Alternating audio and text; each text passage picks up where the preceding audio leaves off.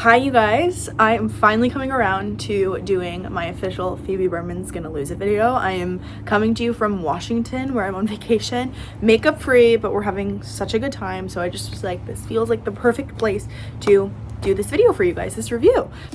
Here is our stunning book of the month for June. If you guys don't know, Phoebe Berman's Gonna Lose It is Brooke Averick's debut novel. Brooke Averick is one of my favorite podcasters. She's one half of the duo of Brooke and Connor Make a Podcast, one of my favorite podcasts of all time, the Comfort Podcast. I have all the episodes downloaded and I will go back and listen to them all the time if I need something to listen to, need something to relax to. I'm going to Brooke and Connor Make a Pod. When Brooke announced that she was releasing this novel, Phoebe, and she was talking about it for quite a while leading up to its release on the pod, I was like, duh, it's gonna be one of the book of the months. So here we are. So Brooke announced that she was gonna be doing meet and greets for this book, and so I was like, duh, I'm gonna buy tickets to one. So I ended up going to the Grove in LA and meeting her there. She was so sweet, and she signed this beautiful copy of the book. I'm pretty sure I could take this off if I wanted to, right? I think so, but I'm just gonna keep it on. And then I also got the gorgeous cherry, which I think the inside is a special print that only the people who went to her meet and greets got. But it's just so stunning, and this book is truly a piece of art, and so I'm really excited to review and talk about it with you guys. To give a little debrief of what the book is about, Phoebe Berman's Gonna Lose It follows the story of Phoebe Berman, a 29, almost 30-year-old virgin whose number one goal at this point in her life is to lose her virginity. It becomes very obvious from the beginning. I mean, the dedication in this book is for all my nervous pukers. So we know already that Brooke is writing a character who is anxious, and that's what I found so cool about this book. One thing we should also note about this book, because of course it's a romance book, because y'all know I can't do anything that's not a romance book, is that there are 3 love interests. Now, I am not one for a love triangle, not one for a love square. I would just rather know who my interest is, fall in love with him, and then be able to follow the track. So I knew going into this, I was going into a trope that I don't always find myself obsessed with and falling in love with, but I also knew that if anyone was going to do it right, it's Brooke, even though it's her debut. Also, just so we know, the notes on the back from other authors, we've got Hannah Bonham Young, Annabelle Monaghan, Iman Hariri, Kia, Lila Sage, Emily Austin. We've got authors that I'm obsessed with, so I knew that I was gonna like this book because they approved. So I already approved, but I was just ready. Our 3 love interests are Jonathan, Matthew, and Finn. Each of these boys has such great qualities, and you just fall in love with them as you read, that it's honestly impossible not to be in love with every single one of them, which makes it hard reading this book, let me tell you that. I had genuinely no idea to root for, except I kind of also did, and maybe I got the love interest right. Now, I am going to go into a couple spoilers in this because I am going to reveal who she ends up with and who I thought it was, and that in relation to who she ends up with. So from here on out, I would say spoilers ahead. Now, when I started reading this book, around the first 10, 15, 20 pages, I was a bit like, whew. Because I think one thing we forget in romance books when we're reading is that the women are portrayed to be these perfect women with no flaws, perfect bodies, perfect attitude, perfect response to problems coming their way, and also these women who have everything under control even when they're 24 or when they're 30, and it's like no one in life really has anything in or under control. So I'm always a bit like, huh, that's what I'm used to reading. Phoebe is the opposite of this in the best way. It's complimentary.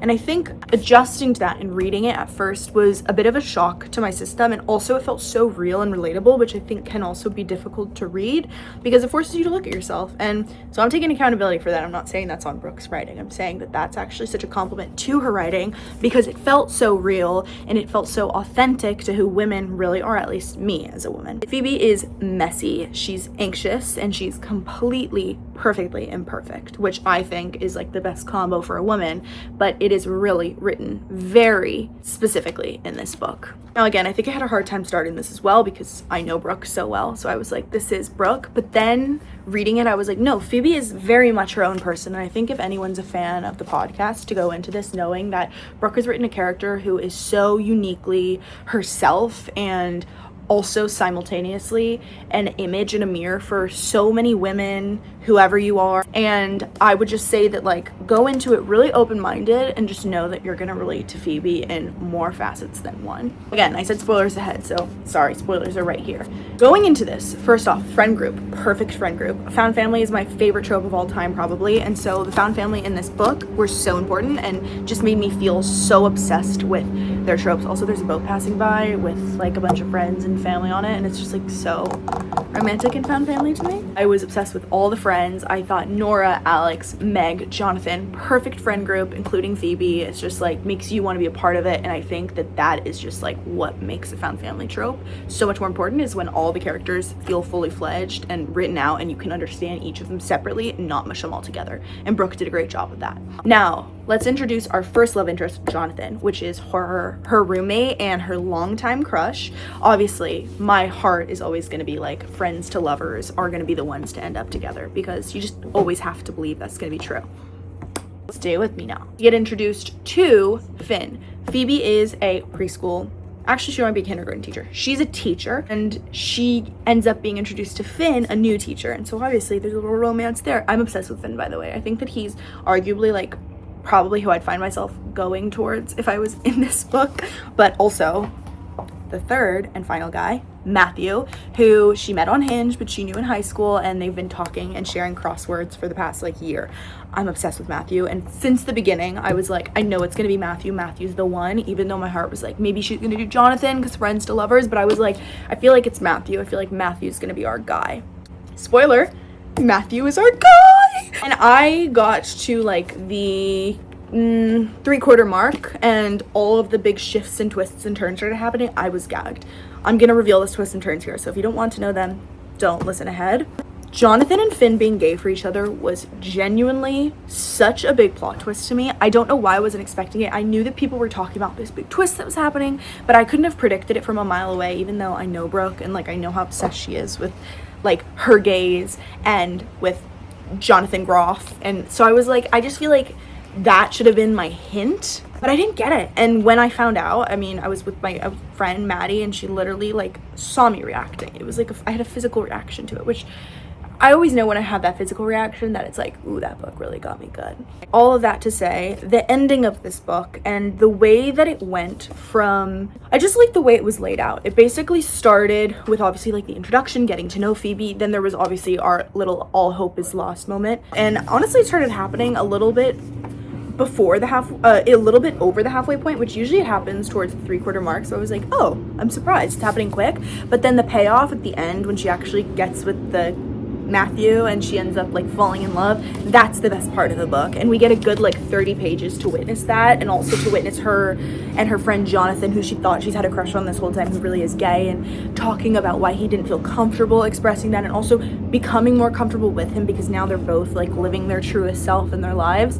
And I think this book is just so fantastic for anyone who struggles with anxiety and OCD, because the way Phoebe is able to handle it and talk about it so openly throughout the book, because obviously it's from her point of view, really made me feel comfortable. And also the ending and the way that she ended it, I'm going to read you guys a little quote, which is basically the last few words.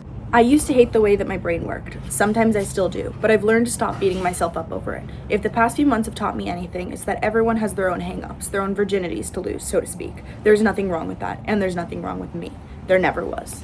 And that's a very important revelation, and I thought that was the most beautiful way to end the book on that note, because it really just proves that all of these experiences make up a person, specifically Phoebe in this case, but those experiences, we'd be nothing without them, and there's no reason to be judging ourselves for the things we think we're missing and the things we have to lose. In this case, it's her virginity.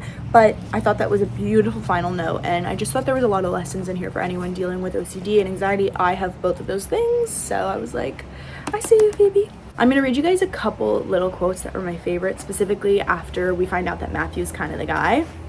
This one quote I thought was really beautiful. Her therapist tell him the truth in terms of her feelings for him, and also how she was anxious and that's why she couldn't go on a date with him. And Phoebe says, "What's the truth? I'm so used to lying as a means to conceal my anxiety that I'm not even sure what being honest about this would look like." And I thought that that was such an accurate representation of feeling like you can't do anything without being anxious, and feeling like you can't tell the truth because it's actually more anxiety inducing, and that being something that completely shuts you down in your emotions and you don't even know what you're feeling. And so again, loved that quote. There's a lot of text exchange in this book, and you guys already know this, but I love text exchange, so I really love that in this one. This is after Jonathan's come out as gay, and this is actually, again, Phoebe talking to her therapist.